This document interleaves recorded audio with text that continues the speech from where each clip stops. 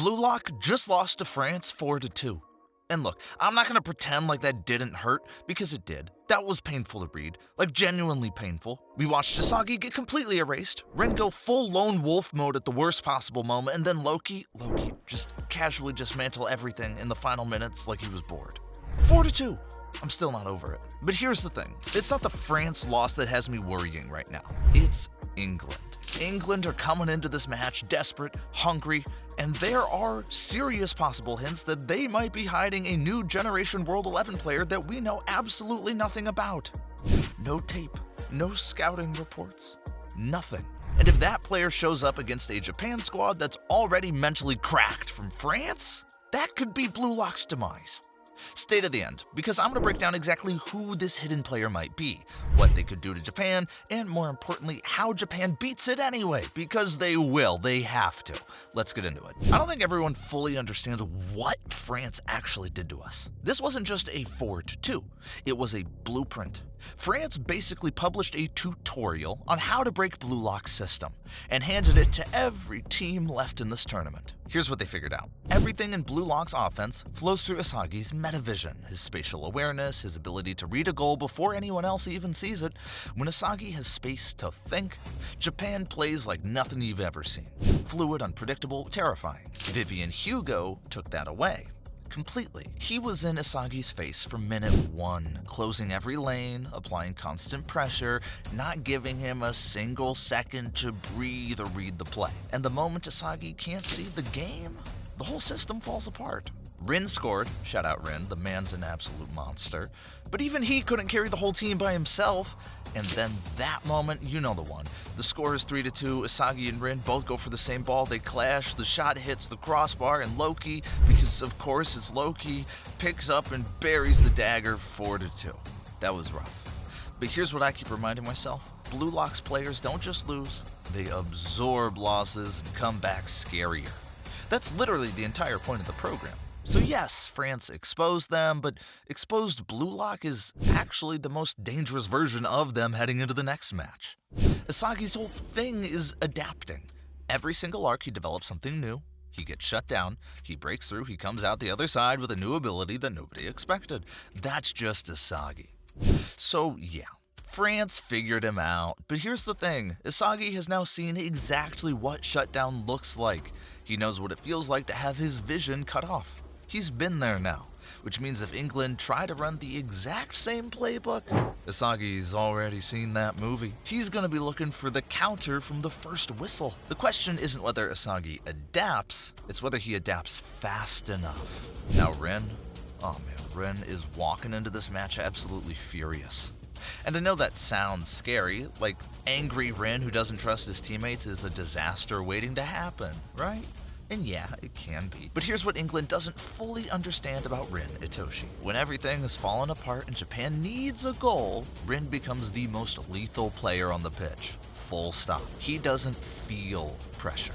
He consumes it. England are going to try to wind him up, foul him early, get in his head, and that's going to work until it doesn't. And when it stops working, Rin is going to do something that makes everyone forget what they were even talking about. So let's talk about England, because they are not a team to sleep on. First, important correction that I've seen people get wrong online, Adam Blake. A lot of people are saying England's secret weapon is Adam Blake. Bro, Adam Blake is 26 years old. He is not eligible for the U-20 World Cup. He is literally not allowed to play in this tournament.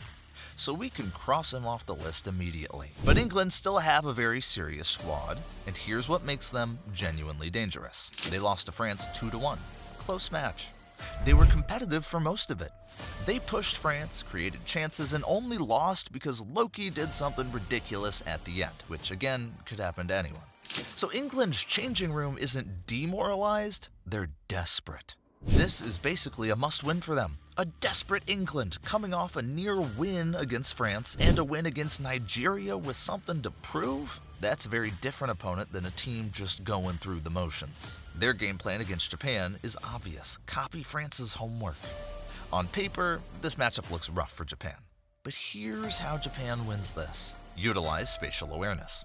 Isagi Yuichi lacks overwhelming physical stats, but they can predict movements to interrupt passes and position themselves in the most dangerous, unexpected scoring zones. Bachira. This is the only one England genuinely hasn't prepared for. You cannot scout Bachira. He doesn't have patterns. He plays on pure instinct and feel, and no scouting report in the world captures that. If Japan needs a spark, and they will at some point in this match, Bachira showing up in full dribble god mode is exactly the kind of chaos that breaks organized defenses. England can have every play memorized, and Bachira will still find a way to make them look dumb. Japan cannot concede first.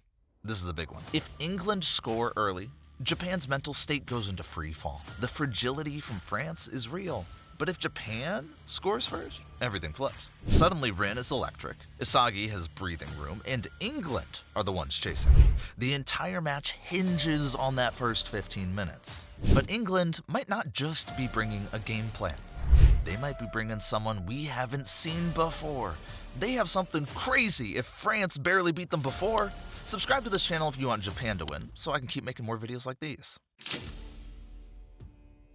Every major nation in this tournament has revealed a new Generation World 11 player. Germany had Kaiser, Spain had Bunny Iglesias, and Italy had Dom Lorenzo. France had Loki.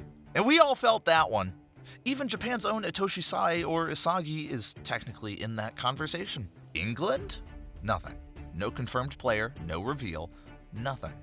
But England being the only powerhouse team with no new Gen 11 player would be really unrealistic, especially for a top team. Think about what that means. Japan walks onto that pitch having never seen this player move. A new Gen 11 caliber player, motivated, with a scouting report on Japan thicker than a textbook, against a Japan team that's already carrying the weight of the France loss. If this player is a forward, Kagamaru is going to have a long night. If this player is a defender, specifically built to neutralize Metavision even harder than Hugo did, Isagi might not touch the ball in the final third for the first 30 minutes. Either way, Japan is walking into something they haven't prepared for. But you know what? Here's why I'm still picking Japan. Because Blue Lock doesn't train players who crumble when they see something new. It trains players who evolve when they see something new. Isagi's entire thing is reading players he's never faced before and finding the gap. Bachira thrives in the chaos, and Rin literally doesn't care who's in front of him. An unknown weapon is terrifying, but it's most terrifying against a team that relies on preparation. Japan doesn't rely on preparation. They rely on instinct. And you can't scout instinct. So here's where I land on this. Japan wins 3-2, and it's gonna be messy. England score first, because Japan's mental state is shaky and England are desperate, and that combo is dangerous. Japan look lost for a few minutes. It gets uncomfortable. Isagi is forcing things. Rin is fuming. And then Bachira does something that has no business working, and suddenly, hey, we're back. Rin ties it, then Japan go ahead. England pulls one back, probably the hidden ace finally showing what they can do, but Japan hold on. Isagi finds something new in the second half, something he didn't have against France. That's how it always goes with him. Japan win 3-2, and they come out of this match a completely different team, because that's Blue Lock. You don't just win, you evolve to win. My question for you, do you think England's hidden player is a forward or a defender? Because both options are scary for completely different reasons. Drop your thoughts in the comments. And if you want to continue watching Peak, look at this video of Demon Slayer's best moments. Subscribe if you like. Bye.